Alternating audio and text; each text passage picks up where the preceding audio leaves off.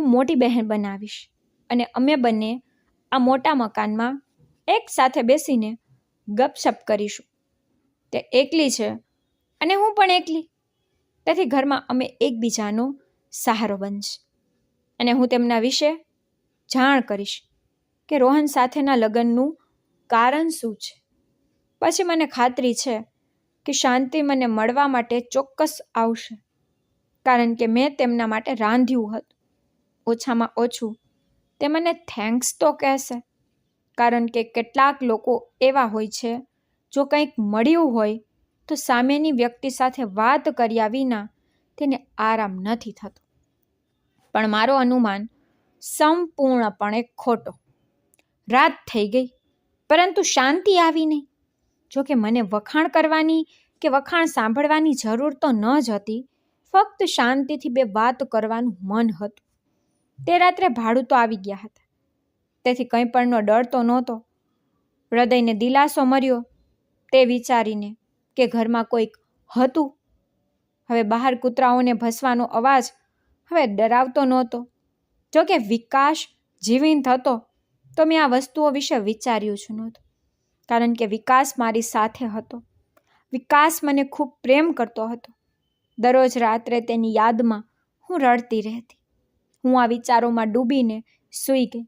ત્યારે અચાનક મારી આંખ મધ્યરાત્રિએ ખુલી તો પછી ખબર નથી કે મારું હૃદય શા માટે મોટેથી ધબકતું હતું. પછી મને ચીસોનો અવાજ આવ્યો, જાણે કોઈ સ્ત્રી મોટેથી ચીસો પાડી રહી હોય, દુઃખમાં હોય અને તેને મદદની જરૂર હોય. હું ડરમાં ધ્રુજતી હતી, પરંતુ બંને હાથથી કાન બંધ કર્યા જેથી અવાજ સંભળાય નહીં. પણ ચીસો બંધ થવાનું નામ લેતી ન હતી. હવે મને પડસેવો આવવા લાગ્યો, પણ હવે શું કરવું તે હું સમજી શકી નહીં. આ ક્રોધાવેશમાં સવાર થઈ ગઈ. સવારે 5 વાગ્યે અવાજ બંધ થયો. પછી થોડી રાહત થઈ. પછી આંખો ખુલી જ્યારે 9 વાગ્યા હતા. પછી હું ગભરાઈ ગઈ. ચા બનાવી, હાથ મોં ધોઈ અને 1 કપ ચા લઈને ગેલેરીમાં આવી ત્યારે રોહન ફોન પર શેરીમાં ઊભા કોઈની સાથે વાત કરી રહ્યું હતું. તેને જોતા એવું લાગતું હતું કે તે ક્યાંક જઈ રહ્યો છે. જ્યારે ફોન પર વાત કરતી વખતે તેની નજર મારા પર પડી, તે જોઈને તે થોડો હસ્યો અને પછી ત્યાંથી નીકળી ગયો. તેનો હુલિયો જોઈને એવું લાગતું હતું કે તે કદાચ તેની ઓફિસના કામ માટે જઈ રહ્યો છે. કેટલીક વાર મેં મારા મગજમાં વિચાર્યું, શાંતિ સાથે વાત કરવાની સારી તક છે, કારણ કે તે ઘરે આવી ત્યારથી હું તેને મળી ન હતી અને તેની સાથે બેસીને વાત કરવા માંગતી હતી. તેથી મેં વિચાર્યું કે ઝડપથી કામ પૂરું કરું અને નીચે જાઉં અને શાંતિથી વાત કરું. પછી બધા કામ ઝડપથી પૂરા કરી હું નીચે પહોંચી અને દરવાજો ખટખટાવ્યો, પરંતુ કોઈએ દરવાજો ખોલ્યો નહીં. પછી ત્યાં ઊભા રહીને મેં વિચારવાનું શરૂ કર્યું કે હું કેટલા સમયથી દરવાજો ખખડાવી રહી છું. હજી કેમ કોઈ બોલતું નથી. ત્યારે અંદરથી અવાજ આવ્યો, પ્રિયા દીદી, તમે છો? તે શાંતિનો અવાજ હતો. મેં કહ્યું, હા શાંતિ ભાભી, દરવાજો ખોલો, હું છું પ્રિયા. જ્યારે તેને દરવાજો ખોલ્યો તો તેની આંખો આંસુઓથી ભીની હતી. જ્યારે તેણે મને બોલાવી અને પલંગ પર બેસાડીને કહ્યું કે હું થોડી નર્વસ હતી. હું સમજી શકતી નથી કે કોઈને અંદર બોલાવું કે નહીં. તેથી વિચાર્યા પછી મેં દરવાજાને ખોલ્યો. આના પર મેં કહ્યું, શાંતિ ભાભી, આ વિસ્તાર તમારા માટે નવો છે. અહીં બીજું કોણ આવશે? પછી મેં પૂછ્યું, ભાભી, તમારી આંખોમાં આંસુ? તો તેને કહ્યું કે હા, મારે તમને શું કહેવું. મેં ખૂબ કહ્યું કે તમે મને બધું કહી શકો છો. તો તેને કહેવાનું શરૂ કર્યું, મારા પતિ રોહનને હું પસંદ નથી.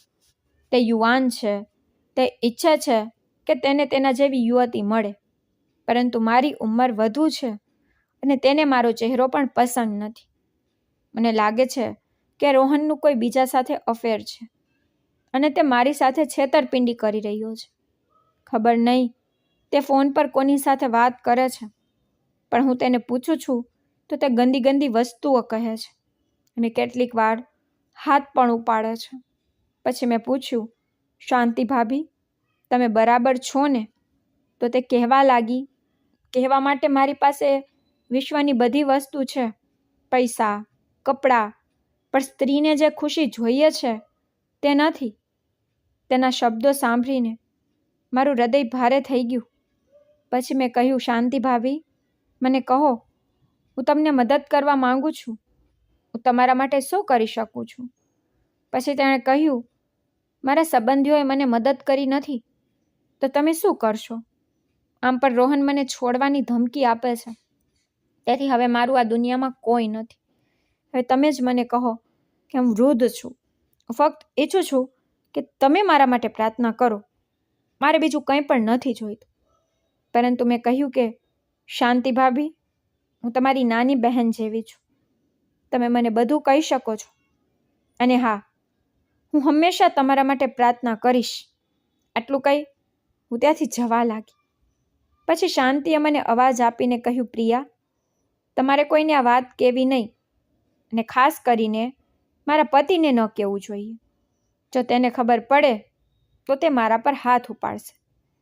તો તમે પણ કહેશો નહીં કે તમે અહીં આવ્યા છો અથવા મેં તમને કંઈક કહ્યું છે. મેં કહ્યું, હા શાંતિ ભાભી, તમે ચિંતા ન કરો, હું રોહનને કંઈ પણ નહીં કહું.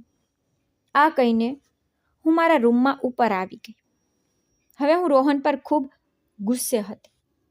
જો તેને શાંતિ પસંદ ન હતી તો પછી તેને શાંતિ ભાભી સાથે કેમ લગ્ન કર્યા? પછી તે રાત્રે સૂવા માટે હું પલંગ પર પડી હતી, પરંતુ તે પછી પણ એ જ બન્યું. ચીસો પાડતી સ્ત્રીનો અવાજ ફરીથી સંભળાયો. તેથી મેં અવાજ વિશે ખૂબ નજીકથી વિચારવાનું શરૂ કર્યું. કે અવાજ ક્યાંથી આવે છે. હવે મારે આ કોઈ પણ કિંમતે જાણવું હતું. તેથી હું મારા ઓરડામાંથી બહાર આવી. બહાર નીકળતાની સાથે જ મને સ્પષ્ટપણે અવાજ સંભળાવાનું શરૂ થયું. પછી મને સમજાયું કે અવાજ શાંતિના ઓરડામાંથી આવે છે. હું એક ક્ષણ માટે આઘાત પામી. પછી હું ઝડપથી નીચે આવી, કારણ કે તેના માટે હવે મારા દિલમાં દયા હતી. હું તેને મુશ્કેલીમાં જોયા પછી મૌન ન રહી શકું. તેથી હું નીચે આવી અને જોર જોરથી તેમના દરવાજા ખટખટાવવાનું શરૂ કર્યું. મેં લાંબા સમય સુધી દરવાજો પછાડવાનું ચાલુ રાખ્યું, પરંતુ કોઈએ દરવાજો ખોલ્યો નહીં. પણ આશ્ચર્યજનક વાત એ હતી કે મારા ખટખટાવ્યા પછી પણ ચીસો શાંત ન થઈ, પણ ચીસોનો અવાજ વધુ આવી રહ્યો હતો. પણ થાકીને હું ઉપરના માળે પાછી ચાલી ગઈ. તે રાત્રે શાંતિની ચિંતા કરતાં કરતાં મને ઊંઘ ન આવી. પછી હું ગેલેરીમાં બેઠી અને વિચાર્યું કે જ્યારે હું રોહનને બહાર જતા જોઈશ ને તો હું તેને રોકીશ અને તેની સાથે વાત કરીશ. પછી સવારે 8 વાગ્યે દૂધવાળો આવ્યો. મેં જોયું કે રોહન દરવાજો ખોલીને ઘરની બહાર જઈ રહ્યો હતો. મેં તેને અવાજ આપ્યો તો રોહનના ચહેરા પર ગભરાહટ સ્પષ્ટ રીતે દેખાઈ રહી હતી. પરંતુ તે મારી સામે ઊભો હતો અને કહ્યું, હું જાણું છું કે તમે શું કહેવા માંગો છો. તેણે કહ્યું, તમે શાંતિની ચિંતા કરો છો કે તે રાત્રે કેમ ચીસો પાડે છે? પરંતુ મારી પાસે તેનો કોઈ જ ઉપાય નથી. જો તમારી પાસે કોઈ રસ્તો છે તો મને પણ કહો. પછી મેં જોયું કે રોહનની આંખોમાં આંસુ હતા. તેથી મેં કહ્યું, મને કહો કે પહેલાં આ વાતનો અર્થ શું છે? તે કેમ રડે છે? પછી હું તમને કોઈક રીતે કંઈ કહી શકું છું.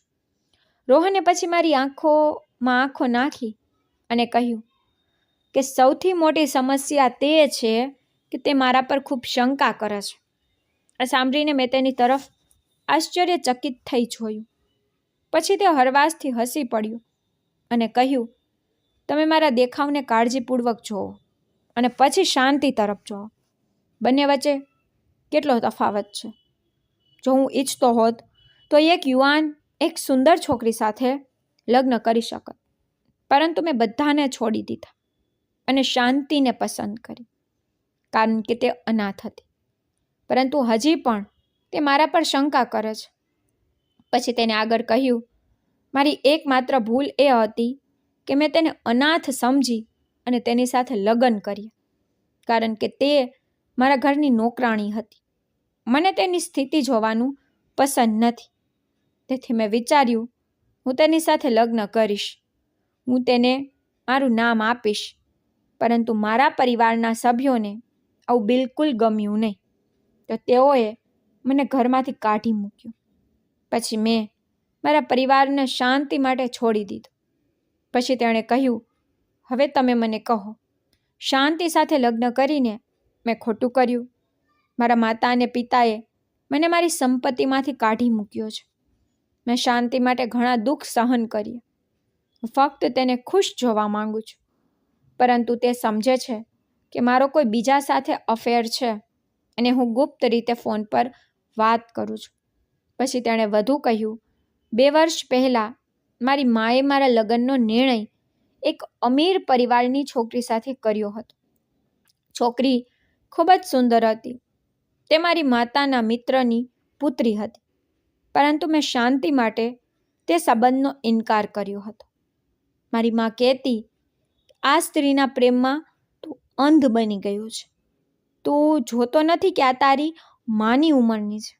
તું કુટુંબ અને સગાઈ તોડી રહ્યો છે આ નોકરાણી સાથે લગ્ન કરવા માટે. પણ મેં શાંતિ માટે સગાઈ તોડી. આગળ રોહને કહ્યું, મેં હંમેશા મારી પત્નીને સાથ આપ્યો છે. પરંતુ તેનું આ વર્તન જોઈને હું ખૂબ એકલતા અનુભવું છું. મને લાગે છે કે શાંતિને સહારો આપવા માટે મેં બધું ગુમાવી દીધું છે. તે લગ્નની પહેલી રાતથી